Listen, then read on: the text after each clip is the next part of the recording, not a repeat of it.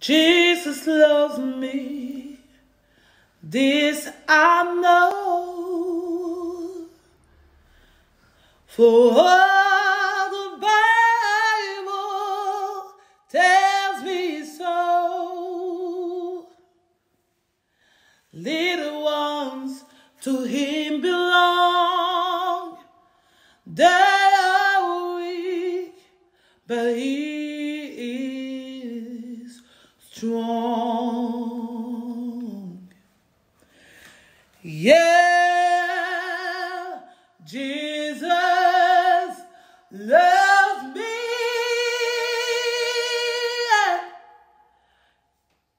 Yeah, Jesus does love me.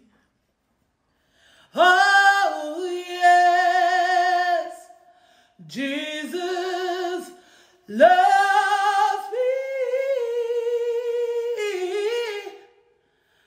For the Bible tells me, for the Bible tells me, for the Bible tells me so.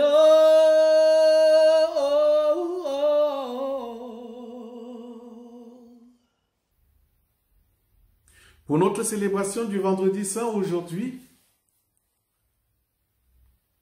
quel que soit là où vous vous trouvez en ce moment, que la grâce et la paix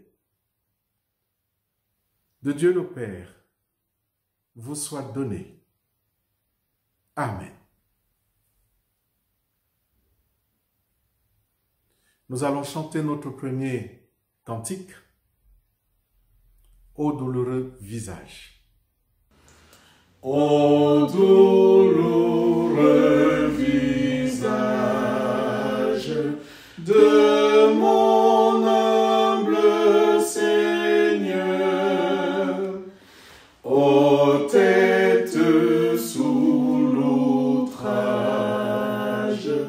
ô front sous la douleur, plein de beauté divine.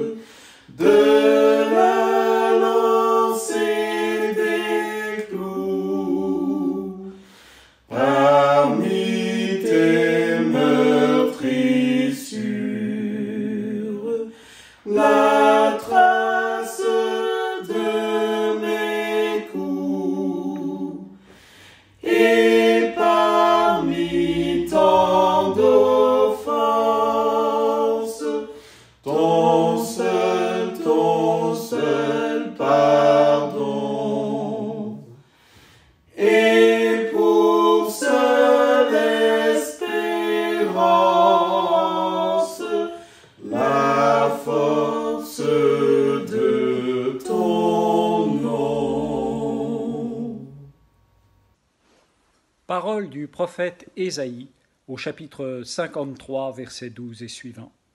« Voici, mon serviteur prospérera. Il montera, il s'élèvera bien haut. De même qu'il a été pour plusieurs un sujet d'effroi, tant son visage était défiguré, tant son aspect différait de celui des fils de l'homme, de même, il sera pour beaucoup de peuples un sujet de joie. Devant lui, des rois fermeront la bouche, car ils verront ce qui ne leur avait pas été raconté, ils apprendront ce qu'ils n'avaient pas entendu. Qui a cru à ce qui nous était annoncé? Qui a reconnu le bras de l'Éternel? Il s'est élevé devant lui comme une faible plante, comme un rejeton qui sort d'une terre desséchée. Il n'avait ni beauté ni éclat pour attirer nos regards, et son aspect n'avait rien pour nous plaire.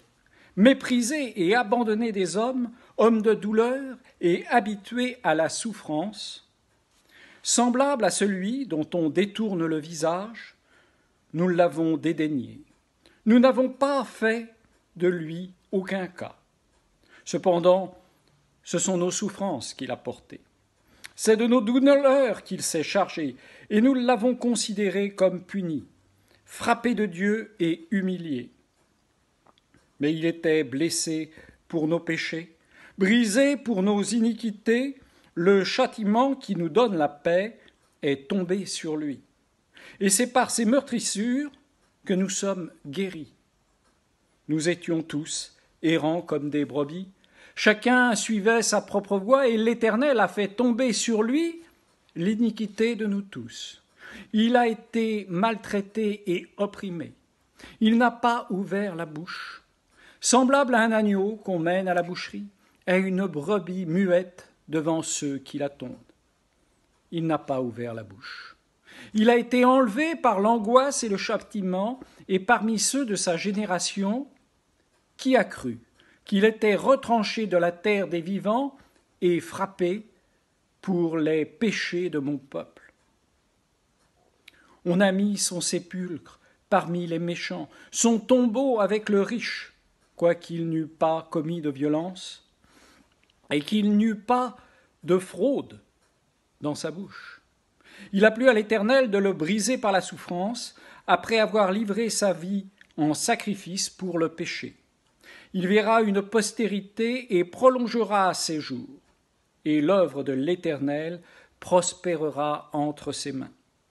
À cause du travail de son âme, il rassasiera ses regards. Par sa connaissance, mon serviteur juste justifiera beaucoup d'hommes. Il se chargera de leurs iniquités, c'est pourquoi je lui donnerai sa part avec les grands. Il partagera le butin des puissants, parce qu'il s'est livré lui-même à la mort et qu'il a été mis au nombre des malfaiteurs, parce qu'il a porté les péchés de beaucoup d'hommes et qu'il a intercédé pour les coupables. Amen. Rédempteur admirable, sur la croix attaché, traité comme un coupable, brisé pour mon péché. Ton angoisse suprême, ta douleur, ton tourment, me disent, vois, je t'aime, j'ai pris ton châtiment. Seigneur, je remets ma vie dans tes mains. Le Seigneur est mon abri, que je ne sois jamais couvert de honte. Tu es fidèle, délivre-moi. Tends l'oreille vers moi, viens vite à mon secours. Sois pour moi le solide rocher qui m'abrite, l'endroit sûr qui peut me sauver. Je remets ma vie entre tes mains. Seigneur, pitié pour moi, j'étouffe. Mes yeux sont brûlés par le chagrin, je suis complètement épuisé. Je passe ma vie à souffrir et mes années à gémir. Mes péchés m'enlèvent toute énergie et mes forces m'abandonnent. Ceux qui me connaissent ont peur de moi. S'ils me voient dans la rue, ils s'enfuient. Je suis comme un mort qu'on oublie. Je ressemble à un plat cassé. Mais moi, j'ai confiance en toi, Seigneur. Je dis, mon Dieu, c'est toi. Mes jours sont entre tes mains. Délivre-moi de mes ennemis. Je suis ton serviteur. Fais briller sur moi ton visage. Sauve-moi par ton amour. Seigneur, quand je fais appel à toi, ne me laisse pas couvert de honte. Seigneur, ils sont grands, les bienfaits que tu réserves à ceux qui te respectent. Merci Seigneur. J'étais désespéré et je pensais, tu m'as chassé loin de tes yeux, mais tu m'as entendu quand je t'ai supplié, quand j'ai crié vers toi. Aimez le Seigneur, vous tous, ses amis fidèles. Le Seigneur protège ceux qui croient en lui. Soyez forts, reprenez courage, vous tous qui comptez sur le Seigneur.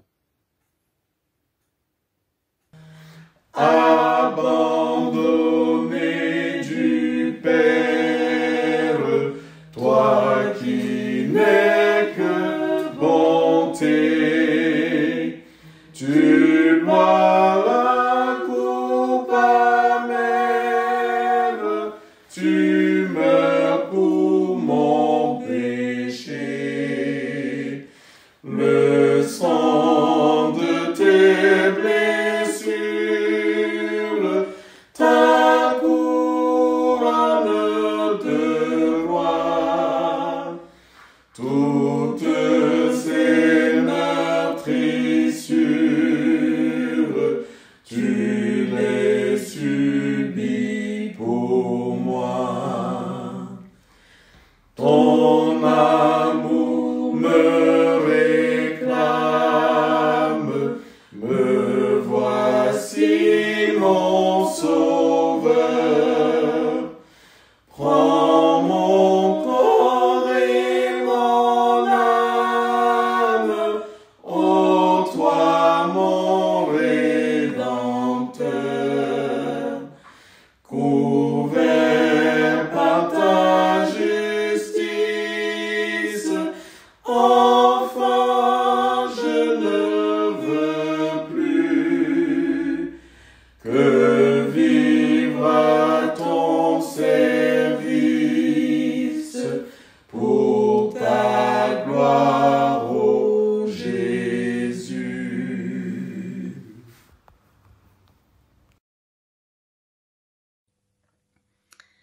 Après être sorti, il alla selon sa coutume à la montagne des Oliviers. Ses disciples le suivirent.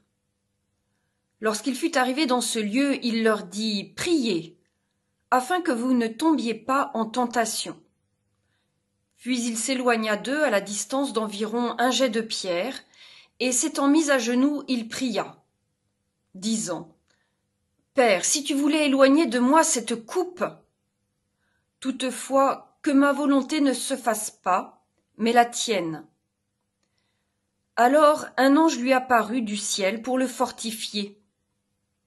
Étant en agonie, il priait plus instamment, et sa sueur devint comme des grumeaux de sang qui tombaient à terre. Après avoir prié, il se leva et vint vers les disciples qu'il trouva endormis de tristesse. Et il leur dit « Pourquoi dormez-vous? Levez-vous et priez, afin que vous ne tombiez pas en tentation. »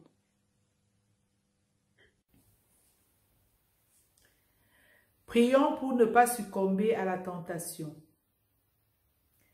Seigneur Jésus, par 2 fois tu le demandes à tes disciples sur le mont des Oliviers. Tu nous rappelles ainsi que la prière est l'arme dont nous disposons dans ces moments difficiles où nous avons l'impression que notre vie ne tient qu'à un fil. Au moment où nous nous souvenons de toutes les souffrances que tu as endurées pour nous, donne-nous de demeurer dans la prière afin que nous ne tombions pas dans la tentation.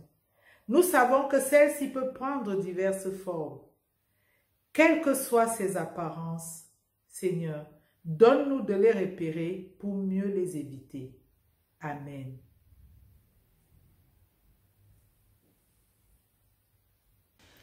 Les yeux levés vers cette croix, vers l'agonie de mon Sauveur, je peux enfin saisir d'effroi, laisser sur moi couler mes pleurs.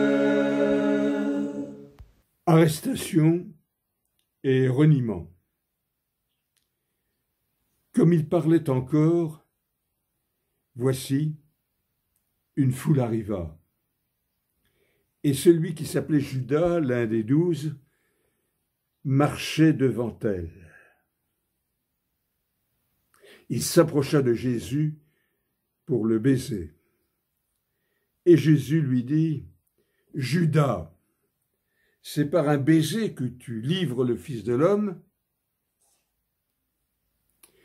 Ceux qui étaient avec Jésus, voyant ce qui allait arriver, dirent, « Seigneur, frapperons-nous de l'épée ?» Et l'un d'eux frappa le serviteur du souverain sacrificateur et lui emporta l'oreille droite. Mais Jésus, prenant la parole, dit, « Laissez, arrêtez. » Et ayant touché l'oreille de cet homme, il le guérit.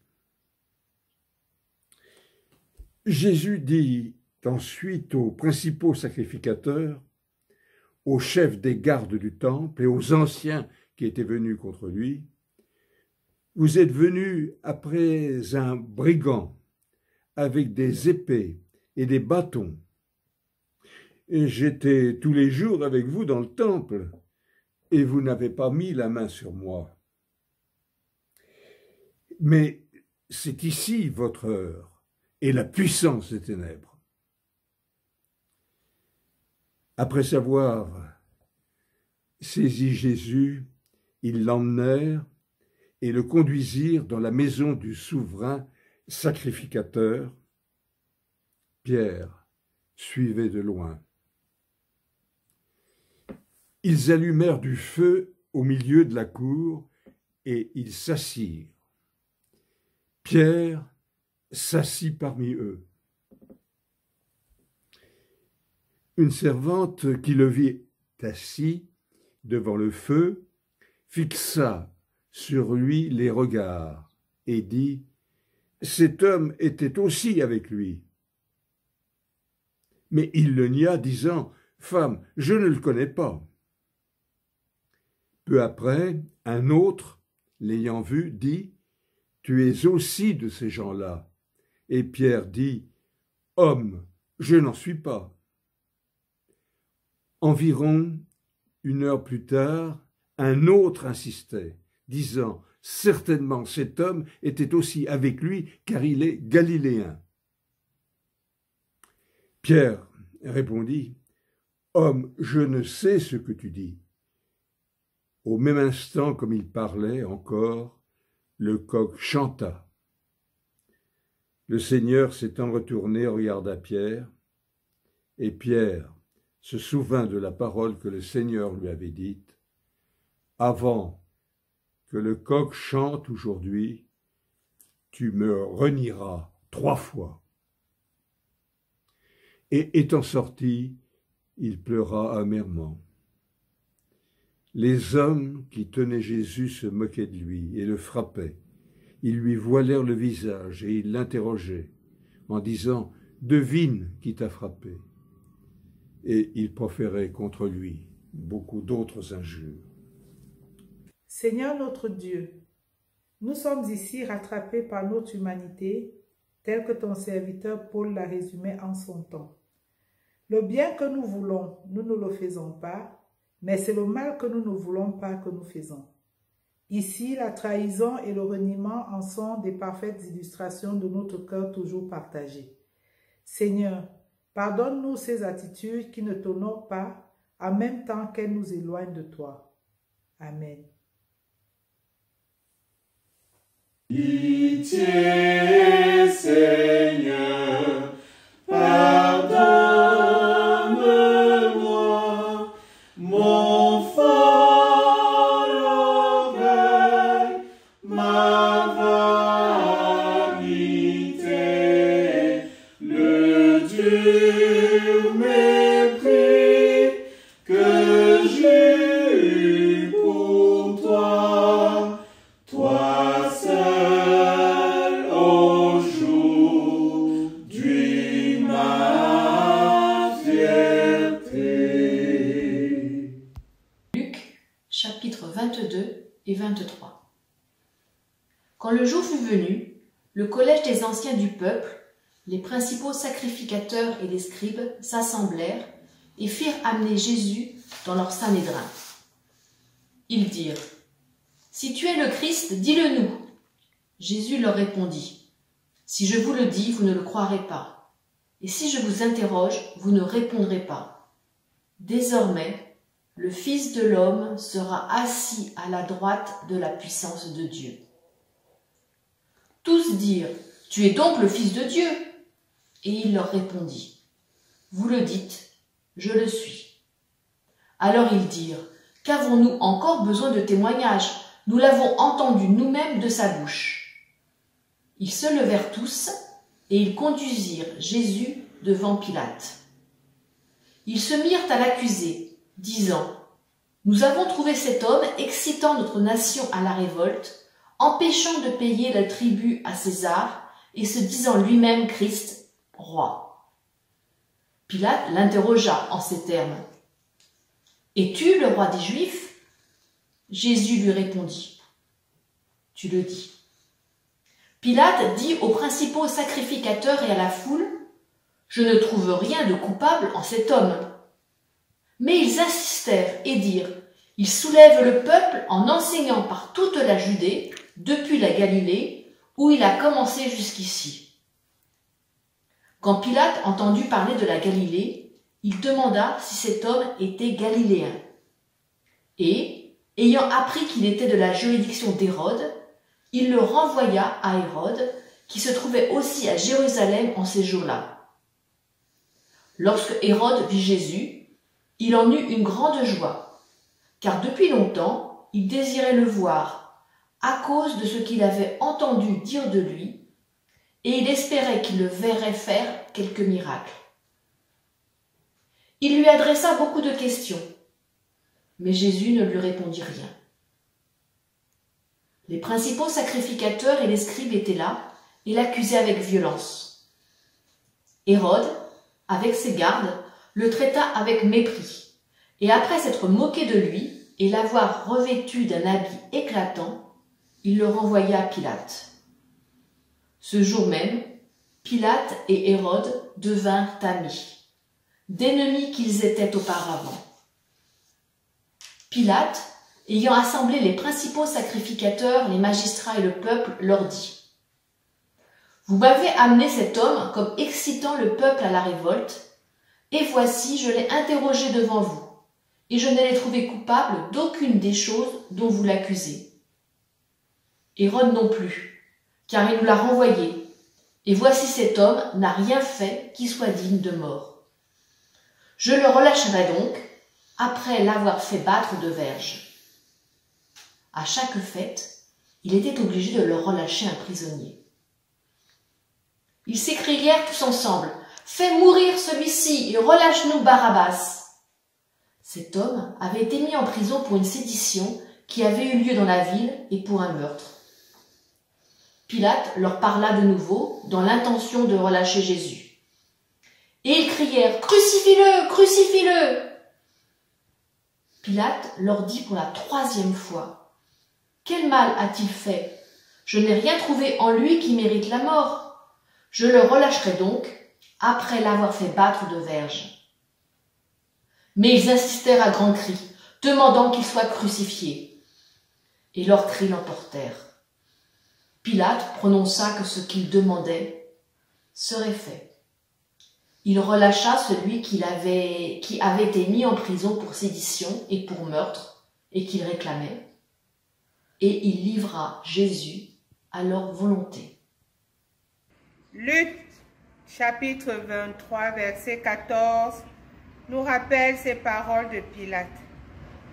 Vous m'avez amené cet homme excitant le peuple à la révolte.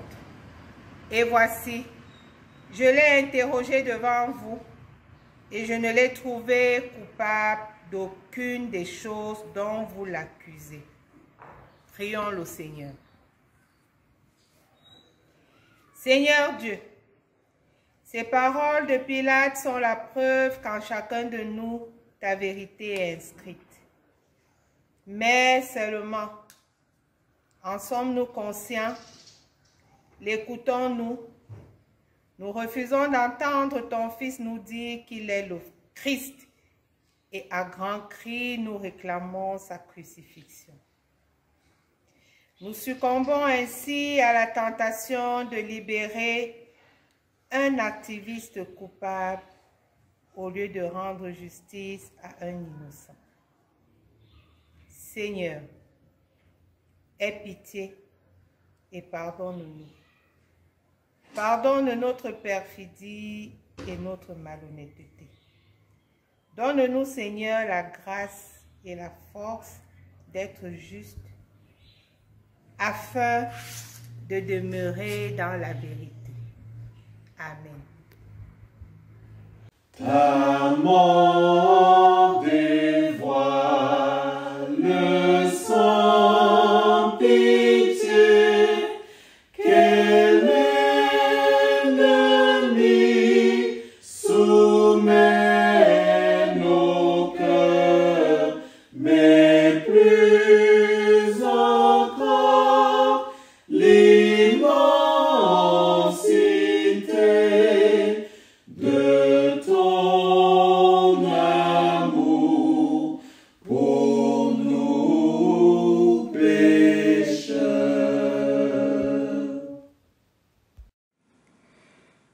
Luc, chapitre 23, versets 26 à 49. Comme ils l'emmenaient, ils prirent un certain Simon de Cyrène qui revenait des champs, et ils le chargèrent de la croix pour qu'il la porte derrière Jésus. Il était suivi d'une grande multitude des gens du peuple et de femmes qui se frappaient la poitrine et se lamentaient sur lui. Jésus se tourna vers elles et dit : « Filles de Jérusalem, ne pleurez pas sur moi, mais pleurez sur vous et sur vos enfants. Car voici, des jours viendront où l'on dira : Heureuses les stériles, heureuses les entrailles qui n'ont point enfanté et les mamelles qui n'ont point allaité. Alors ils se mettront à dire aux montagnes : Tombez sur nous, et aux collines, couvrez-nous. Car si l'on fait ces choses au bois vert, qu'arrivera-t-il au bois sec ? On conduisait en même temps 2 malfaiteurs qui devaient être mis à mort avec Jésus. Lorsqu'ils furent arrivés au lieu appelé Crâne, ils le crucifièrent là, ainsi que les 2 malfaiteurs, l'un à droite, l'autre à gauche. Jésus dit : « Père, pardonne-leur, car ils ne savent ce qu'ils font. » Ils se partagèrent ses vêtements en tirant au sort. Le peuple se tenait là et regardait. Les magistrats se moquaient de Jésus, disant : « Il a sauvé les autres. Qu'il se sauve lui-même, s'il est le Christ, l'élu de Dieu. » Les soldats aussi se moquaient de lui, s'approchant et lui présentant du vinaigre. Ils disaient : « Si tu es le roi des Juifs, sauve-toi toi-même. » Il y avait au-dessus de lui cette inscription : « Celui-ci est le roi des Juifs. » L'un des malfaiteurs crucifiés l'injuriait, disant : « N'es-tu pas le Christ ? Sauve-toi toi-même et sauve-nous. » Mais l'autre le reprenait et disait : « Ne crains-tu pas Dieu, toi qui subis la même condamnation ? Pour nous c'est justice, car nous recevons ce qu'ont mérité nos crimes. Mais celui-ci n'a rien fait de mal. » Et il dit à Jésus : « Souviens-toi de moi quand tu viendras dans ton règne. » Jésus lui répondit : « Je te le dis en vérité, aujourd'hui tu seras avec moi dans le paradis. » Il était déjà environ la 6e heure, et il y eut des ténèbres sur toute la terre, jusqu'à la 9e heure. Le soleil s'obscurcit et le voile du temple se déchira par le milieu. Jésus s'écria d'une voix forte, « Père, je remets mon esprit entre tes mains. » Et en disant ces paroles, il expira.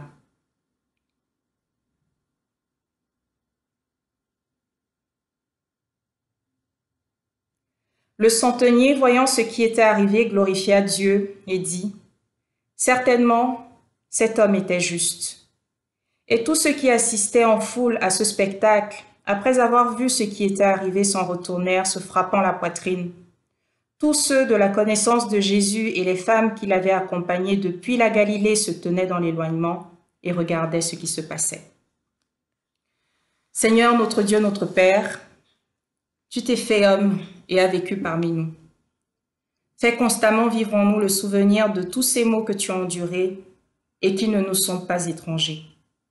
Donne-nous le courage d'affronter et de nous dresser en tout temps contre la trahison, le reniement, l'injustice, la souffrance. Dans ces temps difficiles, maintiens-nous dans ton amour. Ta mort symbolise ce renouveau que nous appelons en nous et auquel nous croyons. La promesse des jours heureux, une joie parfaite et éternelle. Amen. Il était déjà environ la 6e heure, et il y eut des ténèbres sur la terre jusqu'à la 9e heure. Le soleil s'obscurcit et le voile du temple se déchira par le milieu. Jésus s'écria d'une voix forte, « Père, je remets mon esprit entre tes mains. » Et en disant ces paroles, il expira.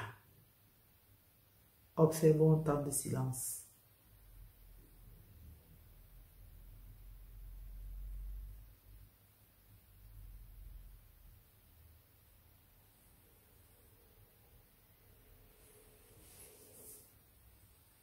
L'eau et le sang pour le salut jaillissent de ton flanc percé et sur la terre répandue.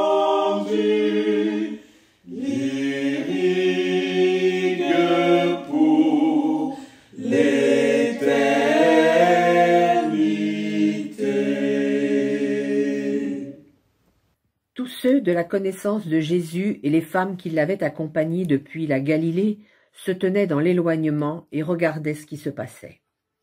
Il y avait un conseiller nommé Joseph, homme bon et juste, qui n'avait point participé à la décision et aux actes des autres. Il était d'Arimathée, ville des Juifs, et il attendait le royaume de Dieu. Cet homme se rendit vers Pilate et demanda le corps de Jésus. Il le descendit de la croix, l'enveloppa d'un linceul et le déposa dans un sépulcre taillé dans le roc, où personne n'avait encore été mis. C'était le jour de la préparation et le sabbat allait commencer. Les femmes qui étaient venues de la Galilée avec Jésus accompagnèrent Joseph, virent le sépulcre et la manière dont le corps de Jésus y fut déposé. Et s'en étant retournées, elles préparèrent des aromates et des parfums, puis elles se reposèrent le jour du sabbat, selon la loi.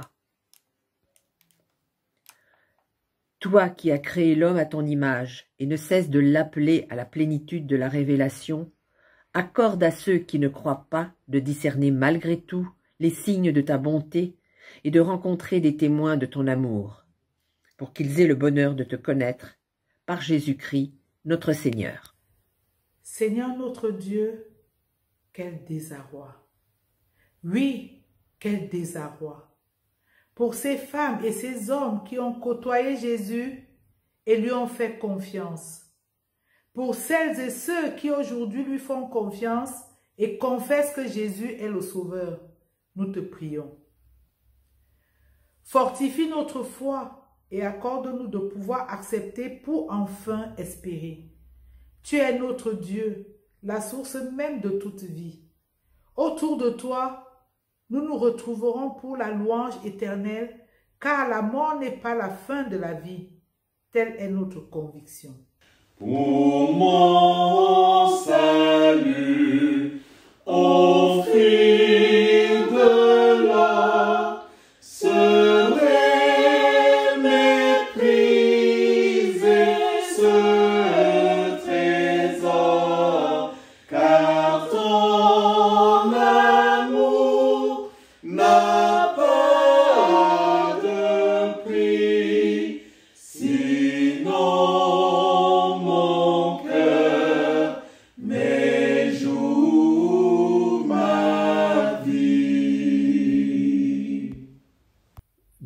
la passion que nous venons d'entendre et de suivre, avec les différents lecteurs que je remercie du fond du cœur, quelques interrogations et quelques points sont souvent à l'ordre du jour chaque fois qu'on arrive au vendredi saint. On se demande pourquoi la trahison passe-t-elle par l'un des 12? Et qu'est-ce qu'on peut dire de l'abandon des autres? Au fait, pasteur, pourquoi ce simulacre de procès? Oui, chers amis dans le Seigneur, sachez une chose. La trahison a ceci de spécifique qu'elle ne s'applique pas vraiment à un inconnu. S'il peut être vrai que dévoiler un secret est une trahison, en ce qui concerne le cas de la relation spécifique entre Judas et Jésus, la trahison est le dévoilement de l'intime. Il n'y avait que quelqu'un de proche pour introduire les gens qui devaient arrêter Jésus. Voilà pourquoi il n'est pas vraiment surprenant que ce fût l'un des proches de Jésus, tel que Judas. Une telle trahison ne peut mener qu'à la mort.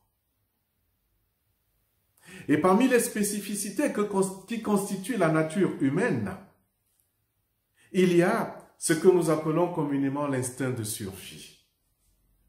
On peut se tromper de direction dans sa fuite, mais le résultat est qu'en face de ce qui nous surprend, on veut d'abord se sauver avant de réfléchir. Mais il arrive qu'il soit beaucoup trop tard au moment où on revient de sa fuite et au moment où on reprend ses esprits. Il y a déjà du temps qui est passé et cet instinct de survie se transforme très vite en abandon. Cet abandon est difficile à interpréter car l'histoire raconte que l'un des 12 tranche une oreille à un soldat.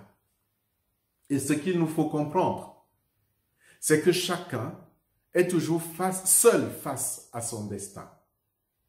Jésus ici est face à son destin lui aussi. Quant au Sanhédrin, nous avons la réaction de ceux qui exploitent la tradition et la culture à leur propre fin.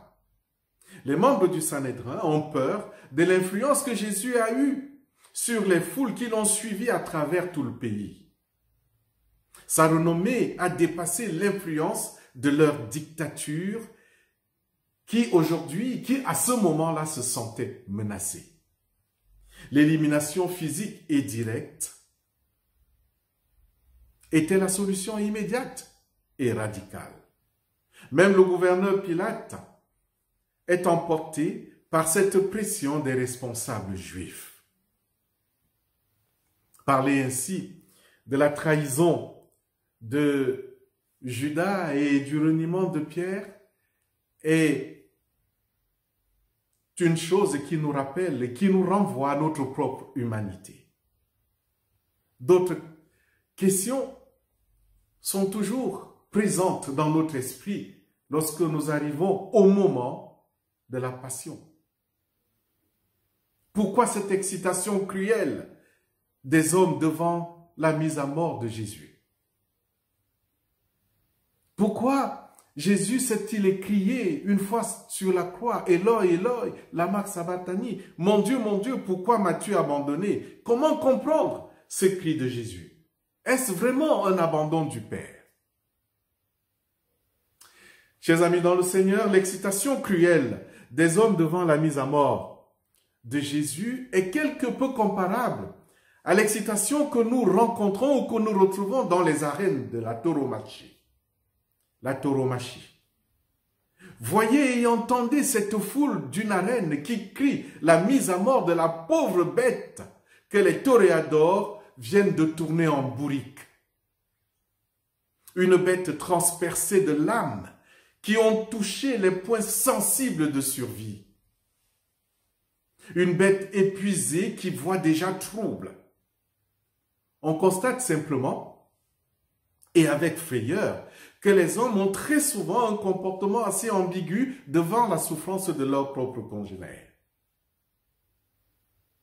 On a l'impression qu'ils sont tellement omnibulés par l'envie de faire mal que quand ils reviennent à la raison, il n'y a plus que remords et culpabilité.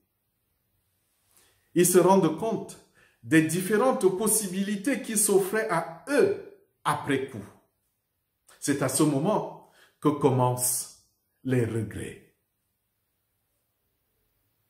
Et lorsque Jésus crie sur la croix, « Eloi, Eloi, lama sabachthani » mon Dieu, pourquoi m'as-tu abandonné ?» Et que vous posez la question, je crois, de façon légitime, comment comprendre ces cris de Jésus? Y a-t-il vraiment un abandon du Père?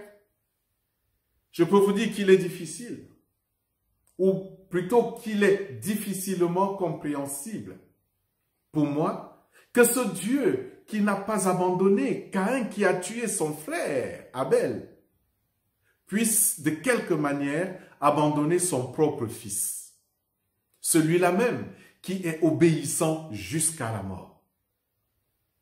Je crois que Jésus sur la croix nous renvoie au célèbre psaume prophétique 22 qui décrit les événements de sa mise à mort.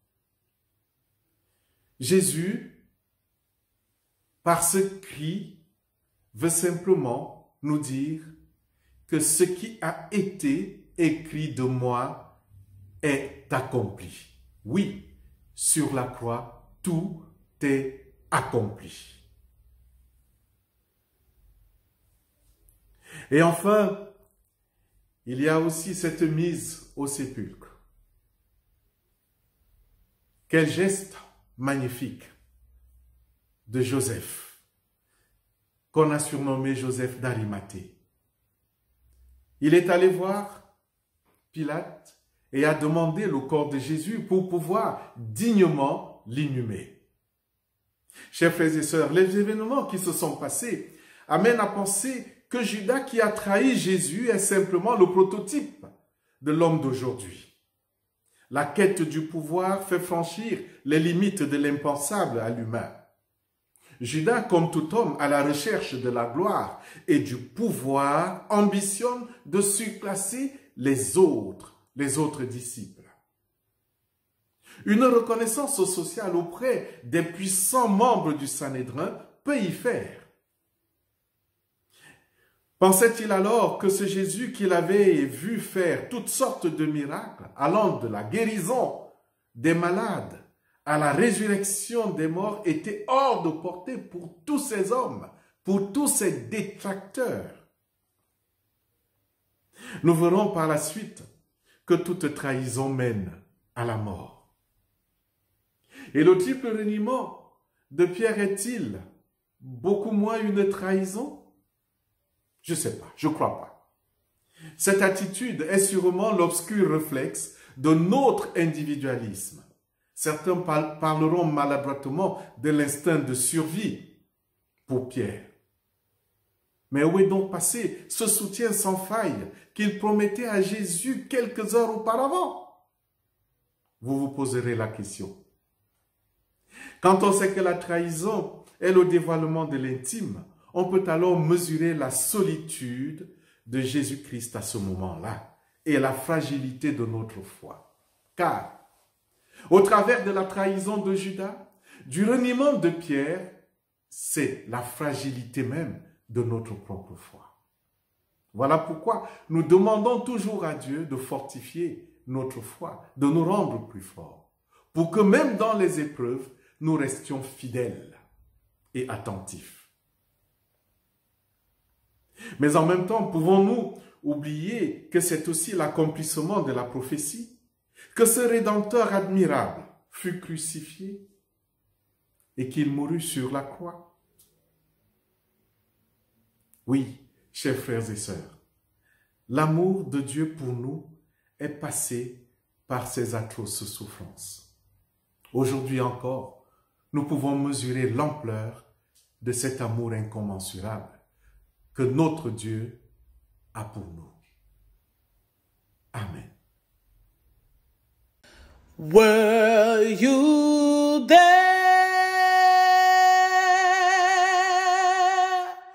when they crucified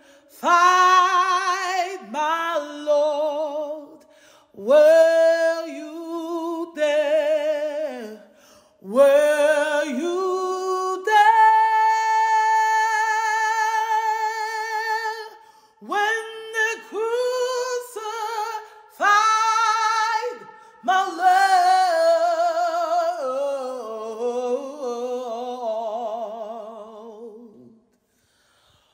Oh, sometimes it causes me to tremble, crumble, to crumble. Were you there when they crucified my Lord? Were you there? Avec l'Église universelle, nous nous retrouvons dans la confession de foi, le symbole des apôtres, en disant tous ensemble: Je crois en Dieu, le Père Tout-Puissant, Créateur du ciel et de la terre. Je crois en Jésus-Christ, son Fils unique, notre Seigneur, qui a été conçu du Saint-Esprit et qui est né de la Vierge Marie. Il a souffert sous Ponce Pilate, il a été crucifié, il est mort, il a été enseveli, il est descendu aux enfers. Le troisième jour, il est ressuscité des morts, il est monté au ciel, il siège à la droite de Dieu, le Père Tout-Puissant. Il viendra de là pour juger les vivants et les morts. Je crois en l'Esprit Saint, je crois à la Sainte Église universelle, la communion des saints, la rémission des péchés, la résurrection de la chair et la vie éternelle. Amen.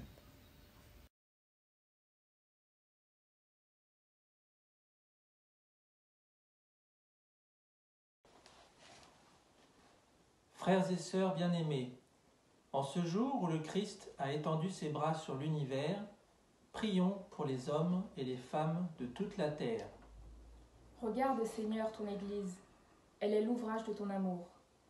Devant les épreuves et les tentations qui l'assaillent, qu'elle demeure inébranlable dans la foi pour proclamer ton nom, par Jésus-Christ notre Seigneur. Toi, dont l'Esprit sanctifie l'Église, ravive en chacun de ses fidèles des charismes de réconciliation et de vigilance, pour que s'accomplisse la promesse du royaume. Voici, je fais toutes choses nouvelles, par Jésus-Christ notre Seigneur. Dieu éternel et tout-puissant, toi qui rassembles ce qui est dispersé, et qui fais l'unité de ce que tu rassembles, regarde le corps entier de l'Église et unis-le dans la totalité de la foi, par Jésus-Christ notre Seigneur. Dieu, toi qui as fait une alliance éternelle avec ton peuple d'Israël, accorde à nos frères juifs la grâce de demeurer un peuple de prophètes et de témoins pour les temps que nous vivons, par Jésus-Christ notre Seigneur. Toi qui as créé l'homme à ton image, et ne cesse de l'appeler à la plénitude de la révélation, accorde à ceux qui ne croient pas de discerner malgré tout les signes de ta bonté et de rencontrer des témoins de ton amour, pour qu'ils aient le bonheur de te connaître, par Jésus-Christ notre Seigneur.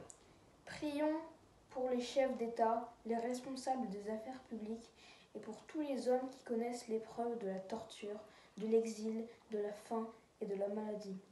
Ouvre à ta volonté ceux qui exercent le pouvoir et garde-nous de succomber à la tentation de l'oubli et de la résignation par Jésus-Christ notre Seigneur. Et tous ensemble, Seigneur, nous te disons la prière que tu nous as enseignée. Notre Père, qui qui es aux cieux, que ton nom soit sanctifié, que ton règne vienne, que ta volonté soit faite sur la terre comme au ciel. Donne-nous aujourd'hui le pain de notre jour. Pardonne-nous nos offenses, comme nous pardonnons aussi à ceux qui nous ont offensés. Ne nous laisse pas entrer en tentation, mais délivre-nous du mal, car c'est à toi qu'appartiennent le règne, la puissance et la gloire, au siècle des siècles. Amen. Chers amis dans le Seigneur, maintenant recevons de Dieu la bénédiction. Seigneur Dieu, tu nous as placés devant le mystère de la croix de ton Fils Jésus-Christ par sa mort et par sa résurrection. Tu es pour nous le Dieu des choses impossibles. Et ce que nous te demandons ce soir, c'est l'une de ces choses impossibles. Car c'est toi, toi seul, qui peux transformer les pierres en vivants enfants d'Abraham. Et c'est toi seul qui peux faire fleurir comme une rose le sable du désert. Venant donc de nos divers horizons, nous avons prié ensemble devant la croix de ton Fils Jésus-Christ. Maintenant, mène-nous ensemble dans ta maison où les demeures sont innombrables. Et que Dieu Tout-Puissant vous bénisse, lui le Père, lui le Fils, lui le Saint-Esprit. Allez tous dans la paix du Christ et rendez grâce à Dieu.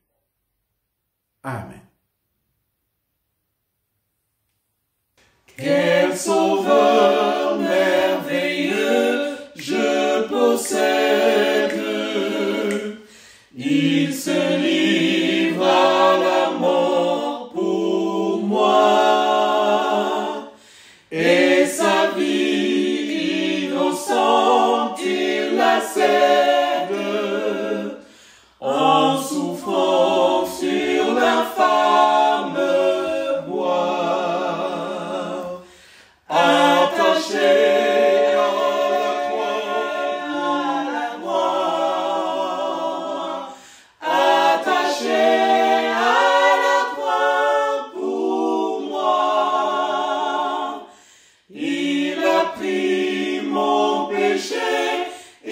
Madre